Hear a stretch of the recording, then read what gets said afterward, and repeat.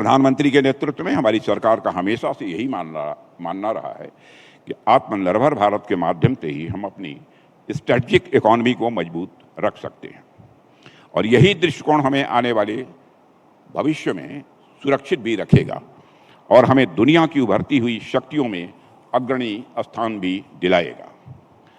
साथियों, हमारा यही दृष्टिकोण आज हमारे हर निर्णय में दिख रहा है। आप देख रहे होंगे इस दुनिया में क्या उथल पुथल चल रही है। एक किस्म का प्रोटेक्शनरिज्म हमें सो कॉल्ड डेवलप्ड नेशंस की तरफ देखने को मिल रहा है। ट्रेड वार और टैरिफ वार की स्थितियां गंभीर होती जा रही हैं। किसी समय एडमंड बर्क ने ईस्ट इंडिया कंपनी के बारे में कहा था, ये state in the guys of merchant.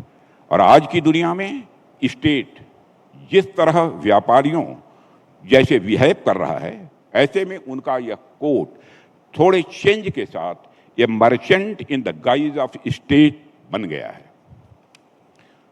साथियों, लेकिन इन तमाम बातों के बीच में प्रधानमंत्री जी की उस बात पर आपका ध्यान दिलाना चाहूँगा जिसमें उन्होंने स्पष्ट कहा है, हम कभी भी अपने सिद्धांतों और मूल्यों से समझौता नहीं करेंगे। साथियों, कोई भी देश जब भी आगे बढ़ता है उसके साथ साथ कुछ देशों के साथ उसके विचार मिलते हैं, तो वहीं दूसरी ओर कुछ देशों के साथ उसके विचार नहीं भी मिलते हैं। जिनके साथ विचार मिलते हैं वह आमतौर पर उन्हें फ्रेंडली नेशन समझा जाता है और जिनके साथ विचार नहीं मिलते हैं उन्हें आमतौर पर एडवर्सरी समझा जाता है। लेकिन आप सबने भी अंतर्राष्ट्रीय संबंधों को लेकर एक बहुत ही प्रसिद्ध कुछ पंक्तियां आपने सुनी होंगी कि in international relations there are no permanent friends और permanent enemies, only permanent interest.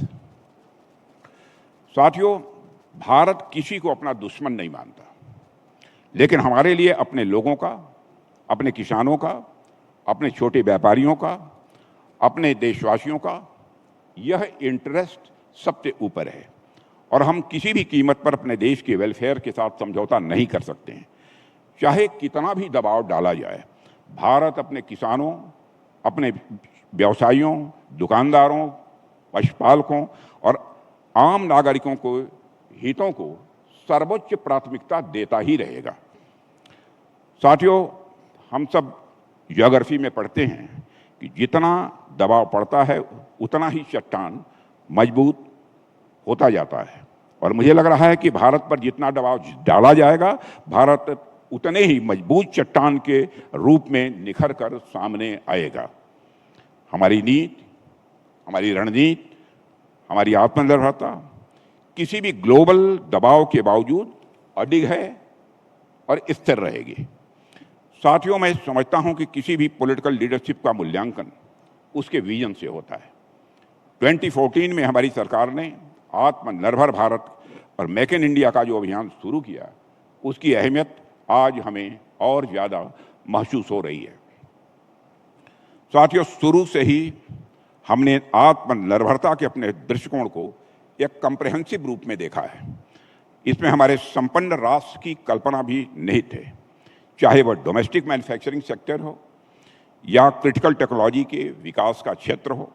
देश के रक्षा मंत्री होने के नाते मैं पूरे आत्मविश्वास के साथ यह मैं कह सकता हूं कि रक्षा क्षेत्र में यह दृष्टिकोण एक क्रांतिकारी बदलाव लेकर आया है।